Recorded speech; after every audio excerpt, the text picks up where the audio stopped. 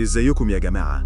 في الفيديو ده هنتكلم عن الحاجات اللي لو عملتها قدام الناس هتخلي شخصيتك تبان مهزوزة وضعيفة. الموضوع مش هزار، لأن الانطباع الأول عنك ممكن يفضل مع الناس طول العمر. يلا بينا. 1. تجنب التواصل البصري. أول حاجة إنك ما تبصش في عيون الناس. لو انت بتتكلم وعينك في الأرض أو في السقف طول الوقت، اللي قدامك هيحس إنك مش واثق في نفسك.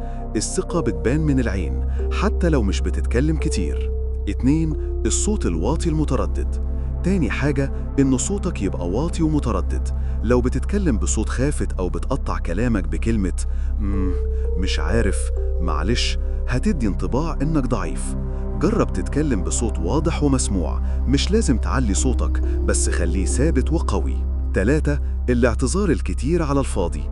تالت حاجة إنك تعتذر على أي حاجة حتى من غير سبب. في ناس كل جملة عندهم ابدأ بآسف وتنتهي بمعلش.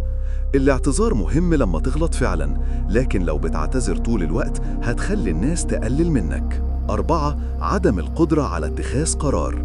رابع حاجة إنك ما تعرفش تاخد قرار لنفسك، دايما سايب غيرك يختار لك تاكل إيه، تروح فين، تعمل إيه. ده بيخلي الناس تحس إنك مش قائد حتى في حياتك الشخصية، وده بيبان ضعف. 5. التردد في الكلام. خامس حاجة إنك تبقى متردد في كلامك. لو طول الوقت بتقول يمكن، تقريبا، مش متأكد، مش عارف، ده بيخلي أي فكرة عندك تفقد قوتها. حتى لو مش واثق 100%، حاول تتكلم بجملة كاملة وواضحة. باختصار، لو عايز تبان مهزوز اعمل الحاجات دي، ولو عايز تبان واثق وقوي قدام الناس ابعد عنها فوراً. الثقة مش إنك تبقى كامل، الثقة إنك تتكلم وتتصرف من غير ما تخاف من حكم الناس عليك. ما تنساش تعمل لايك وسبسكرايب عشان يوصلك كل جديد.